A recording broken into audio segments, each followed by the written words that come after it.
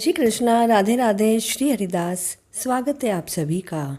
आप सभी को अखंड सौभाग्य देने वाले वट सावित्री व्रत की हार्दिक शुभकामनाएं। हर वर्ष ज्येष्ठ माह की अमावस्या को उत्तर भारत की सुहागिन महिलाएं अमावस्या के दिन वट सावित्री का व्रत करती है। वट सावित्री का व्रत महिलाएं अपने पति की दीर्घायु के लिए करती है। इसे करने से दाम्पत्य जीवन खुशहाल रहता है। इस दिन सफ़ेद व काले रंग के वस्त्र ना पहने। काली, सफ़ेद और नीले रंग की चूड़ियाँ भी नहीं पहननी चाहिए। मान्यताओं के अनुसार यह व्रत रखने से पति पर आने वाले सभी संकट दूर होते हैं और अखंड सौभाग्य की प्राप्ति होती है। वट सावित्री व्रत में वट वृक्ष अर्थात बड़ के पेड़ की पूजा का विधान होता है। वट सावित्री व्रत को करवा चौथ जैसा फल देने वाला व्रत भी कहा जाता है। भद्र देश के एक राजा थे। उनका नाम अश्वपति था। उनके राज्य में प्रजा बहुत सुखी व संपन्न थी। लेकिन राजा अश्वपति को एक बहुत बड़ा दुख था कि उनके कोई संतान नहीं थी। उन्होंने संतान प्राप्ति के लिए पूरे विधि विधान के साथ प्रतिदिन 1,00,000 यज्ञ में आहुतियाँ दी। 18 वर्षों तक यह यज्ञ चलता रहा।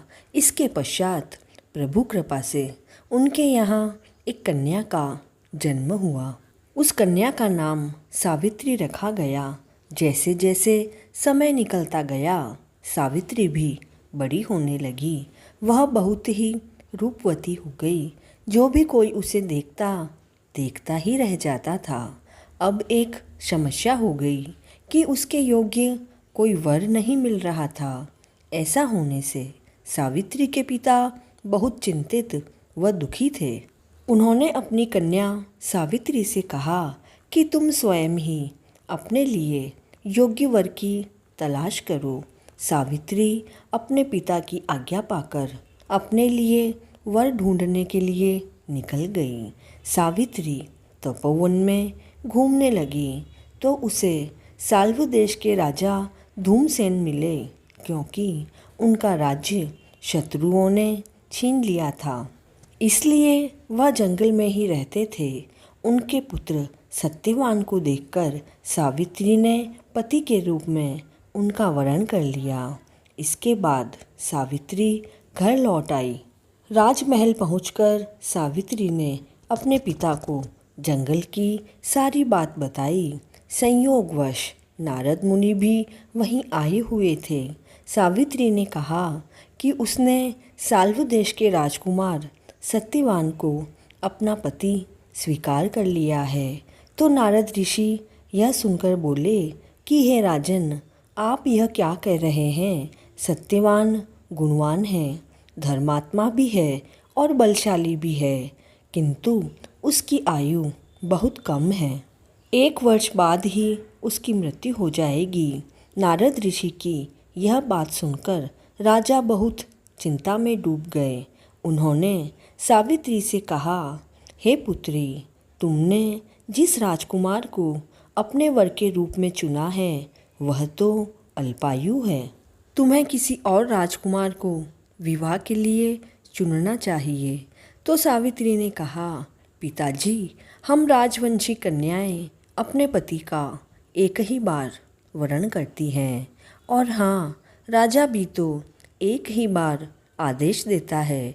पंडित जी भी एक ही बार प्रतिज्ञा करते हैं। इसके अलावा पिताजी, कन्यादान भी तो एक ही बार किया जाता है। अब सावित्री तो जिद पर अड़ गई और बोली कि मैं तो सत्यवान के साथ ही विवाह करूंगी। सावित्री के नहीं मानने पर राजा अश्वपति ने सावित्री का विवाह सत्यवान से करवा दिया।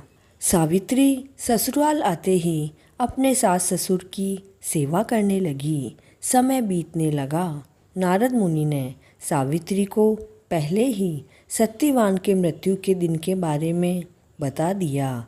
अब वह दिन जैसे जैसे पास आने लगा, सावित्री भी चिंतित व परेशान रहने लगी। सावित्री ने 3 दिन पहले से ही उपवास रखने शुरू कर दिए और नारद मुनि के कहे अनुसार उन तिथियों पर पितरों का पूजन भी किया। रोजाना की तरह सत्यवान उस दिन भी लकड़ी काटने जंगल में गया। उसके साथ सावित्री भी गई। जंगल में जाकर सावित्री लकड़ी काटने लगी और सत्यवान पेड़ की छाया में सो गया। उस पेड़ पर एक सांप रहता था जिसने उसे डस लिया और सत्यवान की मृत्यु हो गई। सावित्री अपने पति को गोद में लेकर बहुत विलाप करने लगी। शंकर भगवान व माता पार्वती उधर से जा रहे थे। तभी सावित्री ने उनके पैर पकड़ लिए और कहने लगी, हे प्रभु, आप मेरे पति को जीवित कर दो। भगवान शंकर व माता ने कहा कि आज बरसायत अमावस्या है, तू बड़ की पूजा करेगी तो तेरा पति अवश्य ही जीवित हो जाएगा। तभी सावित्री ने खूब प्रेम से बड़ के वृक्ष की पूजा करी व पत्तों के गहने बनाकर पहन लिए। पत्तों के गहने हीरे मोती के हो गए। धर्मराज जी आकर सत्यवान को अपने साथ ले जाने लगे तो सावित्री ने तो उनके भी पांव पकड़ लिए। तब धर्मराज ने कहा कि वरदान मांग। तब सावित्री ने 3 वरदान मांगे। पहला, मेरे सास ससुर को आंखें मिल जाए, मेरे माता पिता के एक पुत्र हो जाए और मेरे से सत्यवान से 100 पुत्र हो। तभी धर्मराज जी ने तथास्तु कह दिया। फिर धर्मराज जी सत्यवान को ले जाने लगे तो सावित्री ने कहा कि आप मेरे पति को ले जाओगे तो मेरे पुत्र भला कैसे होंगे। तब धर्मराज जी ने कहा कि तेरे सुहाग तो नहीं था, लेकिन बरसायत अमावस्या व पार्वती जी की पूजा से तुझे सौभाग्य मिला है। हे बरसायत अमावस्या, जैसा सावित्री को सुहाग दिया वैसा सभी को देना। कहते को सुनते को अपने पूरे परिवार को देना। कहानी अधूरी हो तो पूरी करना और पूरी हो तो मान लेना। बड़ अमावस्या की कहानी पूर्ण हुई। जय श्री कृष्ण।